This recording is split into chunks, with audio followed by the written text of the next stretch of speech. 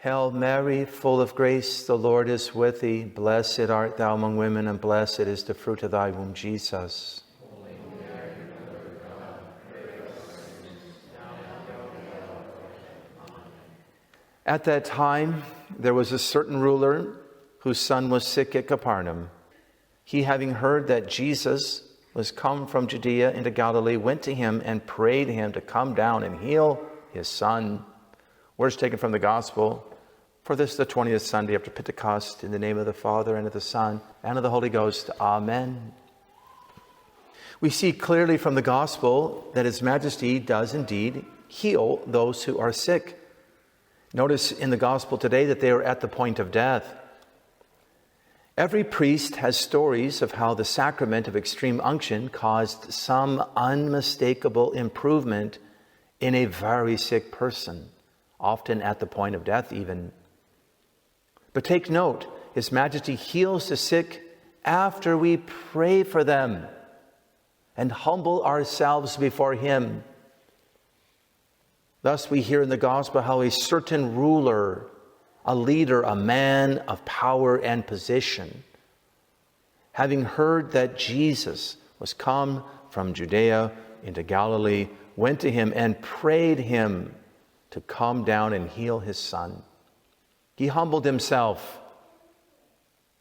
and God answered his prayer. He was a man of faith. Now, St. Thomas Aquinas says of this ruler, taken allegorically, he is Abraham, or one of the fathers of the Old Testament, insofar as he adheres by faith to the King, that is, to Christ. Elsewhere in the Gospel, His Majesty, speaking to the Jewish elders, mentions how Abraham, your father, rejoiced that he might see my day. He saw it and was glad. St. Thomas goes on, the son of this official is the Jewish people. So allegorically, Abraham and then his son, the people, the whole nation. This they insist upon, says St. Thomas, as we read in John's Gospel, we are the seed of Abraham, and we have never been slaves to any man. But, adds St. Thomas, they are sick. They are sick from evil pleasures and incorrect doctrines. We have many rulers today, both high and low, leaders of our city and our country. And by extension, we can see that such rulers are a sort of father of those they govern. And few would disagree that their sons, the cities, nations, etc., are indeed ailing. They are ailing. They are very much ailing, suffering from many wounds, evil pleasures, incorrect doctrines. In his act of consecration to the Immaculate Heart of Mary, Pope Pius XII, speaking of the world as a whole, expressed it this way: the whole world torn asunder by internal discords, aflame with the fires of hatred, and victim of its own wickedness. Well, what does this mean? The ruler that wants to heal his nation needs to turn to His Majesty, the King of Kings, and pray Him calm down and heal his sick child. There's more to governing than position and power and diplomacy and so on. When God raised up Joan of Arc, France was in a terrible plight, and seemingly her end was near at hand. There was much suffering, internal discords, fires of hatred and wickedness. St. Joan came to Crown Prince Charles in Chinon and showed him the way out of this. At one point she mentioned how she had seen the greatest rulers of France, Charlemagne and Louis IX, kneeling in heaven, pleading for the eldest daughter of the church, that her king be reestablished and healing of the nation begin. Joan then explained how once the Dauphin was crowned king in Rheims, he was to give the realm over to Christ the King. And Christ the King would give it back to Charles in vassalage. And what is more, His Majesty would then give the power to the new king to govern it well. And that's what Joan told him.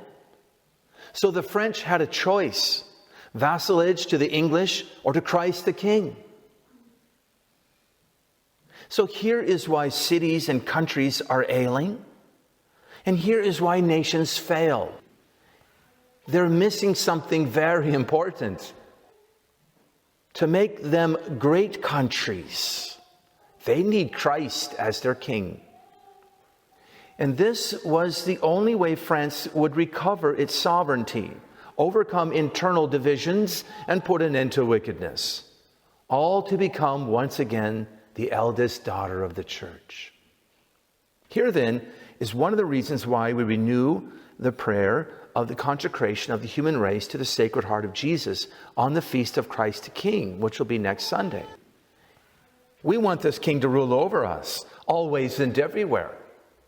Here is a reason why we're praying a novena in this election year for a victory for the cause of Christ the King.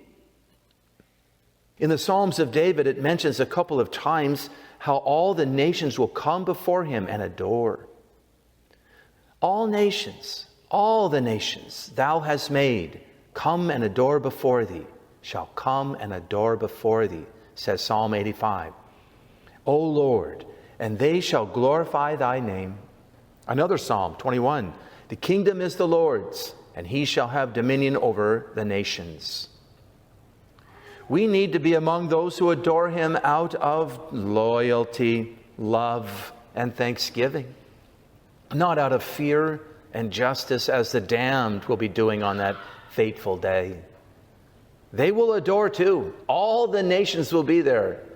Everyone. As St. Paul indicates, God also hath exalted him and hath given him a name which is above all names, that in the name of Jesus every knee should bow, of those that are in heaven, on earth, and under the earth. And this is why we should want the King to rule over us even now. He already is ruling over us, but we need to recognize it and act appropriately. But again, will we be among those who bend the knee out of love, or among those who do so out of justice, forced to bend? Our nation, from its very beginning to its very end, will be present there on that day.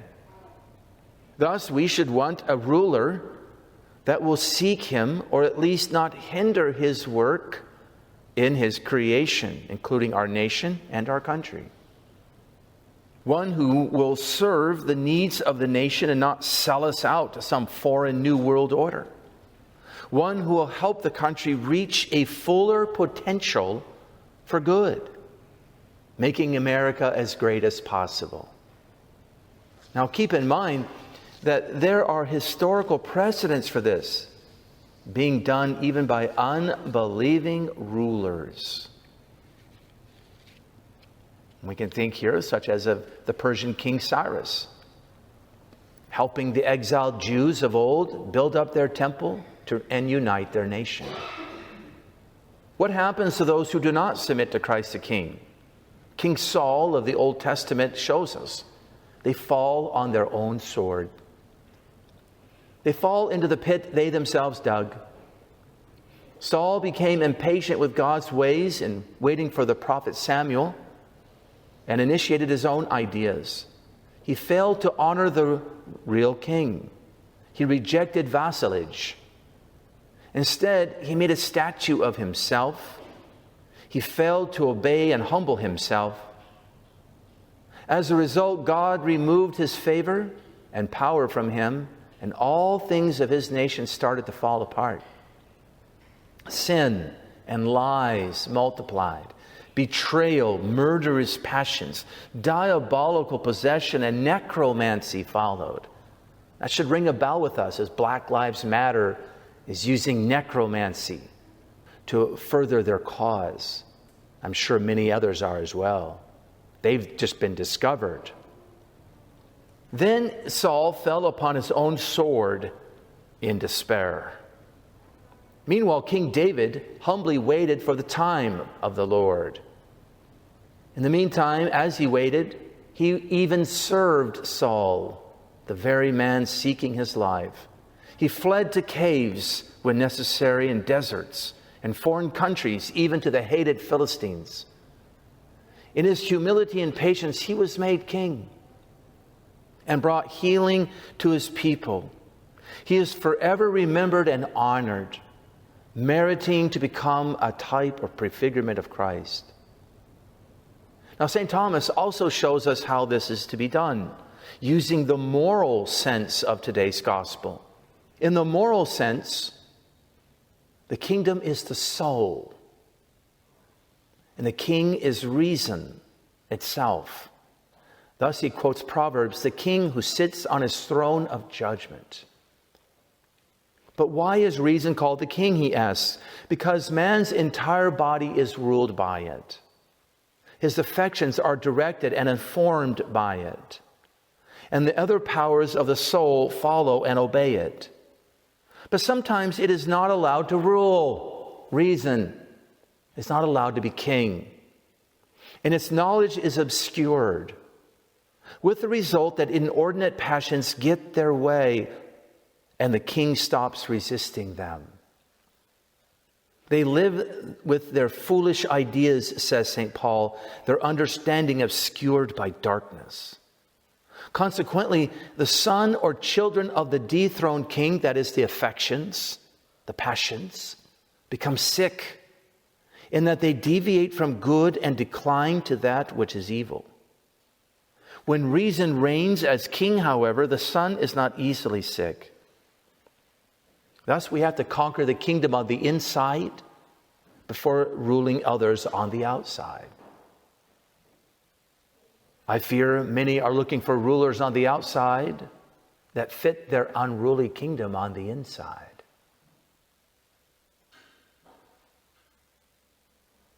Lessons from this sermon today. First, we need to pray for the sick. Not only persons, but whole nations. We need to pray for our nation, that Christ will come down. Number two, during this election year, let us be sure to keep our focus on the cause of Christ the King.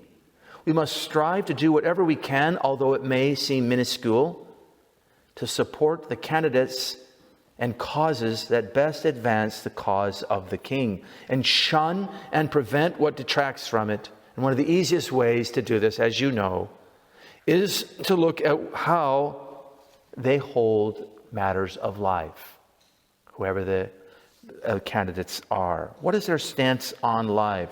Who is on the side of Christ? Third of all, Christ must be king not only on the outside, but more importantly on the inside. The more we conquer on the inside, the more will we be ready to conquer on the outside with him. Thus, let us then always obey His Majesty's laws and commandments, do penance, accompanied always by prayer and good works. In a word, let's be about doing our duties of our state and life. And finally, there is a mystery at this time as to why God has allowed all the nations to wander so far from Him. What happened to the eldest daughter of the church, France? Some people try to wash their hands of our present plight and governmental woes. But this is a mistake. They just want to be spectators or crawl off and to be some hermit somewhere. I agree there are many concerns, but in longing for a kingdom to come and longing for a king to come, who will serve him, Christ the King. We do long for a great king that has been prophesied. But even if he doesn't come, we still are to long for Christ himself to come. But in longing for this king to come, who will indeed serve Christ as a vassal ought to serve, or are longing for the return of the king himself, we have to work with the established order that has been given until that time. And when our understanding fails, We should bow down before the incomprehensible plan of God. We should believe and hope regardless of anything that happens. With the great Job of old, we ought to say, I shall lay mine hand upon my mouth. We shall keep silence. Night and clouds will pass away. God does not die. God does not fail. His majesty remains the King of kings always and everywhere. His true church is indefectible. The eternal light of our tabernacle is not yet extinguished.